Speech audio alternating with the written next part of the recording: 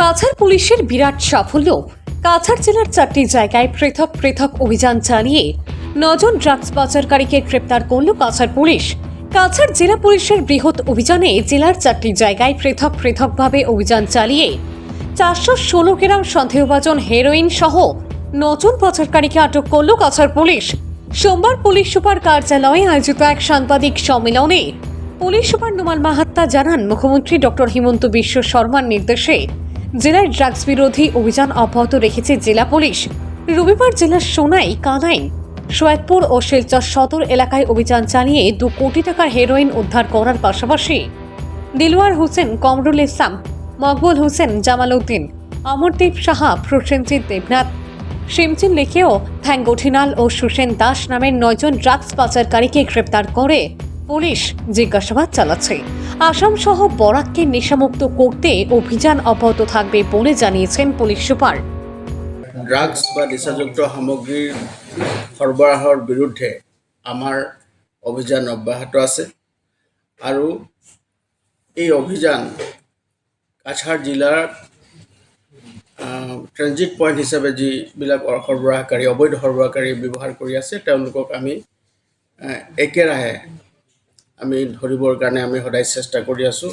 আৰু অসমৰ মাননীয় মুখ্যমন্ত্ৰী ডাঙৰীয়াই ৰাজ্যখনক সম্পূৰ্ণৰূপে ড্ৰাগছ মুক্ত কৰাৰ যি তেওঁ অভিযান, সেই অভিযানৰ অংশস্বৰূপে যোৱা পুৱতি নিশা আমি এটা বিশেষ অভিযান চলাইছিলোঁ সমগ্ৰ জিলাখনতে। আৰু জিলাখনৰ 4টা ঠাইত আমাৰ এই এটা বিশেষ অভিযান চলিছে। প্ৰথমটো অভিযান আমাৰ ধলাই অঞ্চলত হৈছিলে, দ্বিতীয়টো অভিযান আমাৰ গুমৰাহত হৈছিলে আৰু তৃতীয় আৰু চতুৰ্থ অভিযান আমাৰ সদৰ থানাৰ এলেকাত এই অভিযান চলিছিলে। আৰু গোটেই অভিযান কালত আমি 416 গ্ৰাম 416 গ্ৰাম আমি ছাছপেক্টেড টু বি হিৰ'ইন আমি জব্দ কৰিবলৈ সক্ষম হৈছোঁ।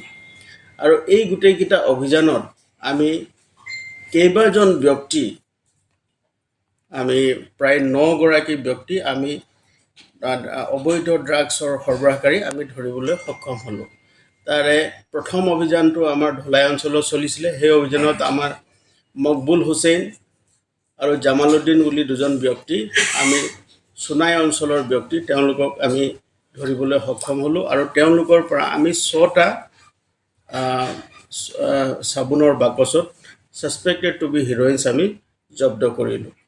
আৰু দ্বিতীয়টো অভিযান কালত গুমৰাহত আমি এটা নাইট ছুপাৰ, এটা বিশেষ সংবাদৰ আমি পম খেদি আমি তাত এটা নাইট ছুপাৰত আমি অভিযান চলাওঁ। আৰু এই নাইট ছুপাৰৰ পৰা 2জন ব্যক্তিক আমি এপ্ৰিহেণ্ড কৰোঁ। এজনৰ নাম দিলবাৰ হুছেইন আৰু আনজনৰ নাম কমৰুল হুছেইন। 2জন ব্যক্তিৰ ঘৰ হাইলাকান্দিত। তেওঁলোকক যেতিয়া বাছখনত খানতালাচী চলোৱা হয়, তেওঁলোকৰ সৈতে আমি 13টা চাবোনৰ বাকচত হিৰ'ইনযুক্ত 13টা চাবোন বাকচ আমি জব্দ কৰিবলৈ সক্ষম হ'লোঁ।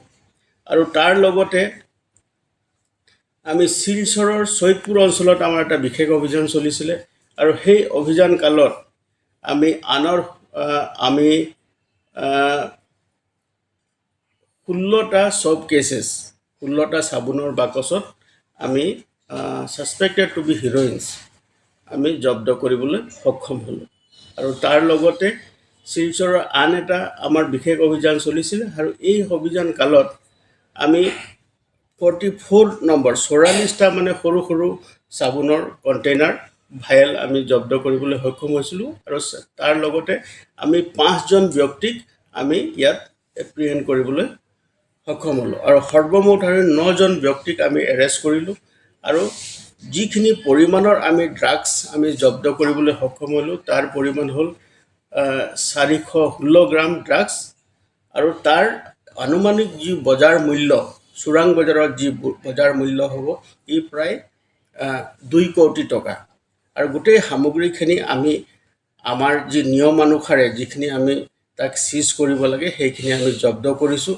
আৰু তাৰ লগতে তাৰ প্ৰাৰম্ভিক পৰীক্ষাত দেখা গৈছে, আমাৰ যিটো ড্ৰাগ ডিটেকশ্যন কিটত যেতিয়া আমি পৰীক্ষা কৰিছোঁ, আৰু সেইটো হিৰ'ইন বুলি তাত আমি পৰীক্ষা মানে পজিটিভ ফলাফল আমি লাভ কৰিছোঁ।